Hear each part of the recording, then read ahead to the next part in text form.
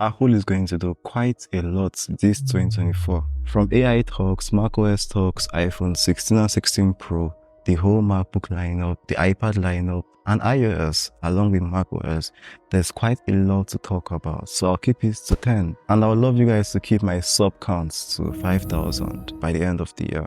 120Hz on the iPhone 16 base models. Is that coming to pass? Well, there have been rumors of LTPO technology, which Apple makes compulsory for the use of 120Hz or ProMotion as you know it on the iPhone models. Yeah, that's the reason they didn't really use 120Hz regular OLED on the base models, because that's going to take a ton of battery and everyone will just complain. It just has to be LTPO. It has to be able to adjust between 10 or 1 Hz, 120 Hz. Yeah, that's what even makes the always on display possible. Yeah, it sets the refresh rate to 1 Hz while that mode is on the 14 Pros and 15 Pros. Now, there's a very slim chance we'll see 120 Hz or ProMotion on iPhone 16. Yeah, and 16 Plus. So we might still see 120 Hz only on the Pro models this year. But for sure, the LTPO is going to reach iPhone 17 and 17 Plus. If it's Plus, they call it that year though.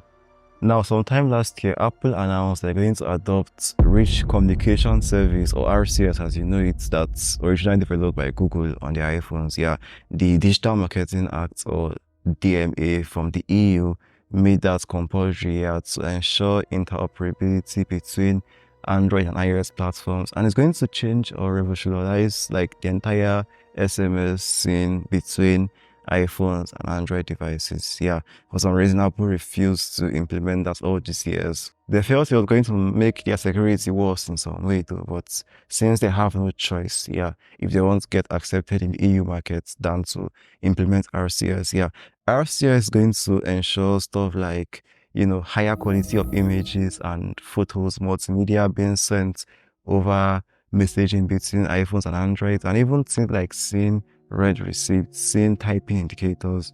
You know, it's going to make a kind of mini iMessage-ish universe between Android and iOS devices. Yeah, let me know what you think about RCS being turned on iPhones on iOS 18. Yeah, it's coming for 2024. So we're a very little away from it. Yeah, that little. Recently, we had our something new coming to iOS 18, and also Apple's AI, Siri, not the iPad, Siri, just their assistant. Yeah, and also like iOS 18 in general, maybe photos, you know, the entire software. Yeah, AI. Yeah, so we had that Apple was going to either implement Google's language model or OpenAI's language model used in, you know, Gemini and ChatGPT respectively.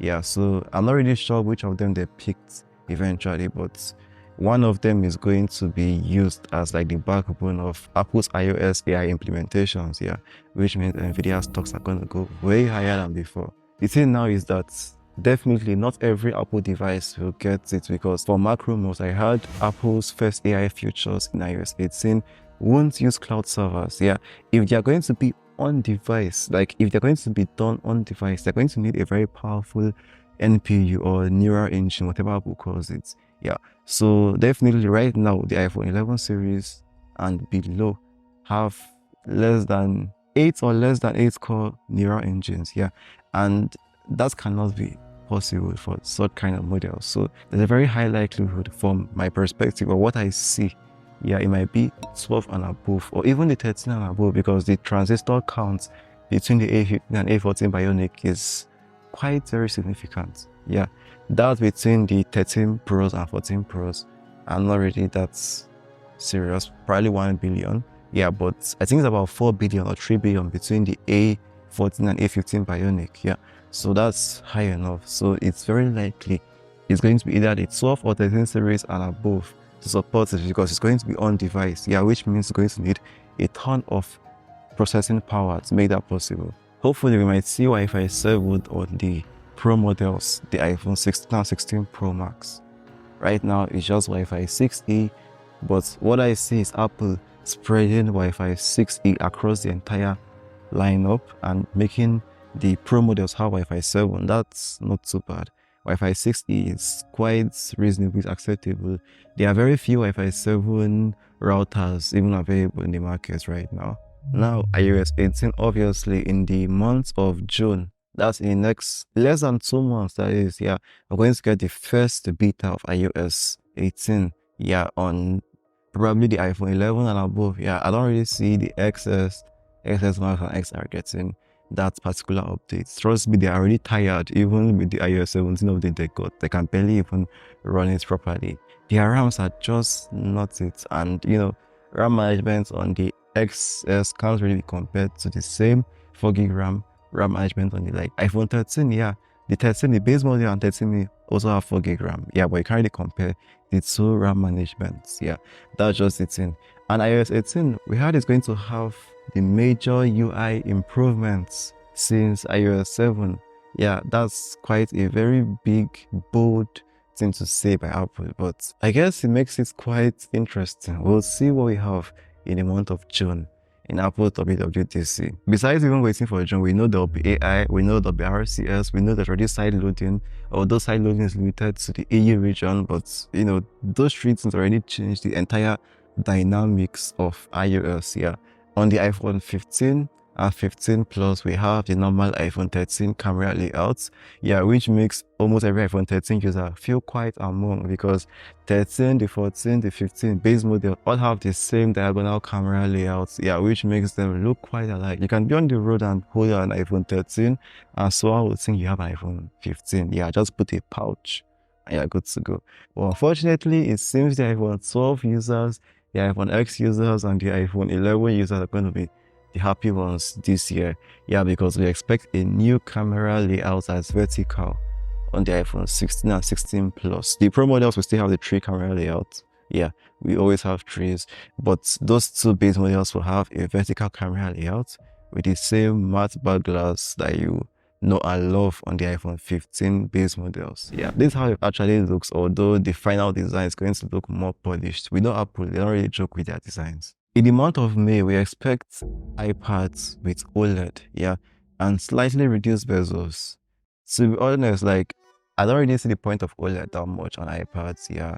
If it's going to increase the price, the way I heard it's going to increase the price, why not Apple sticking to mini LED displays? Yeah, I mean, on the MacBook, mini LED looks very close to OLED. Yeah, so I would have said Apple should just stick to mini LED on the iPads also. Yeah, to me, it's just a no-brainer. It's very vibrant. It does the 1600 nits for HDR. It does what it needs to, and it's ProMotion 120 Hz. But OLED is still very good.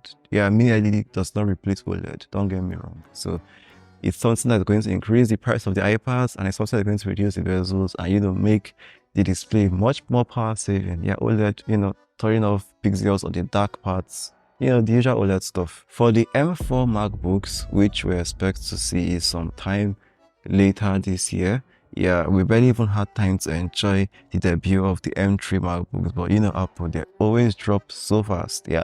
So the M4 MacBooks will come out, and we expect them to be AI focused, yeah. So there's going to be quite a little change to the chipset to make it support a better NPU and a better AI engine. Yeah, I think that one also is going to be on device. Yeah, on device just seems the Apple way. Apple doesn't really do cloud to device. No, it's always on device. Yeah, so here we go. So the way Mark Gurman, that reports from Bloomberg, expects the M4 Max to launch is in this particular process. There will be a low-end 14-inch MacBook Pro, probably 8 gigs of RAM. Yeah, that was just Apple. Yeah, it's to come at the end of 2024. Then there'll be a 24-inch iMac with the M4 also expected at that time. And there'll be a 14 and 16-inch, the higher end ones with 16 gig RAM and above. Yeah, with the M4 Pro and M4 Max chipsets. Yeah, and they will come at the end of 2024 and also beginning of 2025. Yeah, we expect a Mac Mini with the M4 and M4 Pro chips also at that time. Yeah, there'll now be the 15 and 13-inch MacBook Airs. Yeah, and they'll come around spring in 2025, similar to when this M3 Air 15 and 13-inch came out. Yeah, and there'll be a Mac Pro, the cheese grater with an M4 Ultra chipset, and that will come in the second half of 2025. Yeah, there's supposed to be an M3 Ultra also, but probably it will come by some time later in this year, or even by the time we do WWDC, Apple could also announce the M3 Ultra. That seems like a very good time to announce that chipset. and it's going to blow your mind. Finally, we have 6.3 inch and 6.9 inch sizes coming to the iPhone Pro model. So the Pro is going to be 6.3 and the Pro Max is going to be 6.9. That's a lot more real estate on your screen. And when you think about how thin the bezels are going to be, Apple isn't going to, increase the body size that much, because what they need to do is just increase a little bit and shrink the bezels to give that screen size. Yeah, that's just like 0.2 inches more on the previous models. We'll still get 6.1 and 6.7 inches like we usually get on the base models. Yeah, the iPhone 16 Pro models will feature a new MLA technology for the OLED, still 120Hz promotion, and Apple will spread the action button across the entire lineup this year. There'll be brighter displays on the Pro models. I think they'll keep the 2000 nits on the base models and make the Pro models go all the way to either 2500 or 3000 nits. Yeah, you don't really need more than 3000 nits, let's be realistic. It's just a battery killer, and it's make your phone turn to a barbecue grill. Yeah, so subscribe.